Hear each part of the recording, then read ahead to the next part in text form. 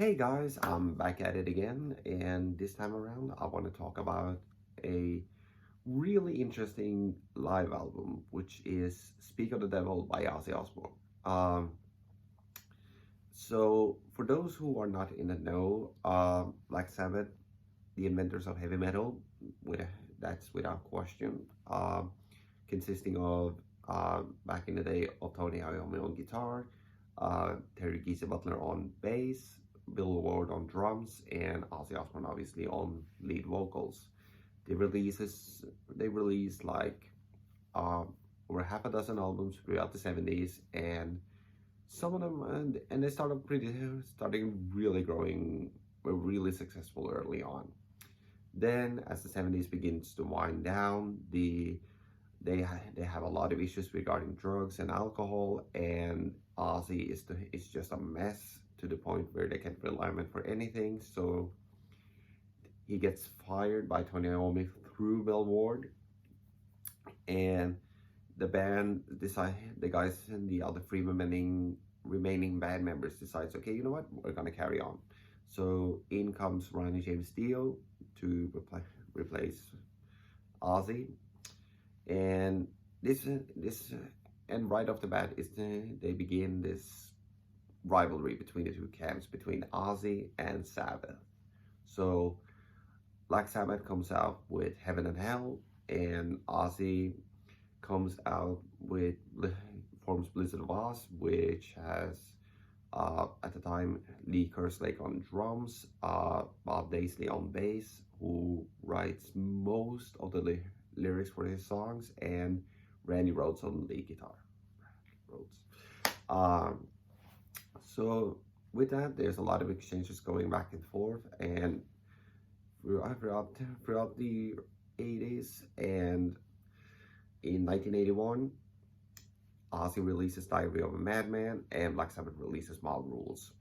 1982, this is where the two live albums. I will be talking about Live Evil as well one day, so don't worry, I'll get to it.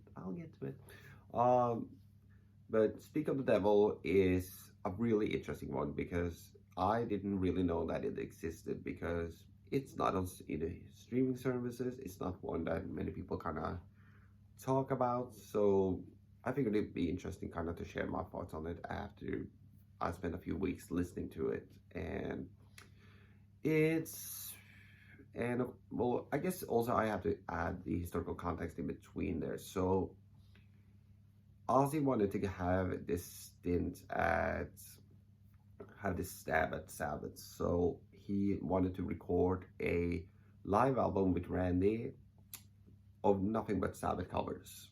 And as a result, the band decided, and even though Randy was very reluctant to it, he was like, no, I'm not going to do it. And finally he agrees to it, but he says, you know what, after we finish the Diary of a Madman tour, I'm going to go back to school, and I'm done playing in your band. So, but unfortunately that doesn't happen, because Randy Rhoads tragically passed away in a plane crash in March of '82, and so Speak of the Devil is kind of rushed together, I guess, hurriedly rushed together. And this time around, he has a other kind of different band. He has Tommy Aldridge on drums, which I saw with Whitesnake recently. You should go check out that review. Of course, Rudy Sarso on bass, and Mr. Brad Gillis on lead guitar, because after Randy passed away, Bernie Tomei came in a few days later, and then they went to Brad Gillis. Brad was kind of just sort of brought in to help finish up the Dive with a Madman tour. But they end up recording this live album, Speak of the Devil, at the Ritz on September 26th and 27th in 1982, and it consists of, as mentioned, nothing but Sabbath songs. So you have songs like Symptom of the Universe, you have Snowblind, Black Sabbath, Ferris Wheel Boots, War Pigs, The Wizard, which is very interesting because you never hear them play that song live ever. Obviously NIB, I'm guessing also, yeah, NIB, Sweet Leaf, Never Say Die, very good version of that. And of course Sabbath Bloody Sabbath, Iron Man, Children of the Grave, and Paranoid. That's the track listing there. Excuse me. But the thing that bothers me a little bit about this album, okay, so the guys had 2 days to rehearse all of these songs, with the exception of the last three, because they were part of the Diary of a Madman set anyway. So they were clean cut for those. But the other ones, they only had a few days to rehearse for it, and Ozzy didn't show up to any of the rehearsals.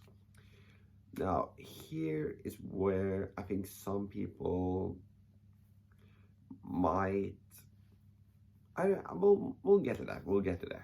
So there is, of course, if you have seen any footage, if there's anything out there at all, Ozzy was in red sweatpants with a shaved head and a folding chair with the lyric sheet, so he could have to basically kind of sing through them. Now, there are two big problems. I enjoy this album. That's the big thing I want to say. I enjoy it. The problem is, I have two major problems with it.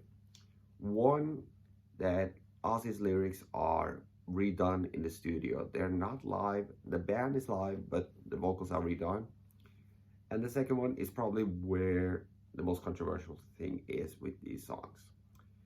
Brad Gillis' guitar tone on these, because this is not your typical version of these songs. I mean, if you've seen Pete Pardo from Sea of Tranquility, he mentioned that it's almost like they Van Halenized these songs, and yeah, they completely redid this to almost to have this bluesy American boogie rock style to them, and that for some of these songs it kind of works. I think it works for Symptom of the Universe.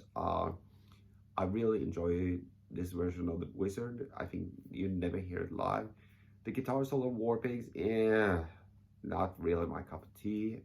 Snowblind, I think is a mess on this. Sabbath Bloody Sabbath is okay, but I don't think, if you look at this as a purist, this is the best way to compare it. Think of something like Batman Returns. If you look at it as a purist, as a Batman fan, you're not gonna like this. If you look at this as its own unique thing, you might get enjoyment out of it. But overall, I don't think this is. So if I had to rate this album, I would probably give this one a 3 out of 5. It's enjoyable enough. I mean, the musicianship is great. I only wish that they were a little closer to the way they're supposed to sound. But that's just my take on it. So with that, I'm just gonna head out. Make sure to like, comment, subscribe, and make sure to click that notification button so you can so you can always be up to speed on whatever I put out. And make sure to share this video so we can get more people into this community, because you know what, the more the merrier.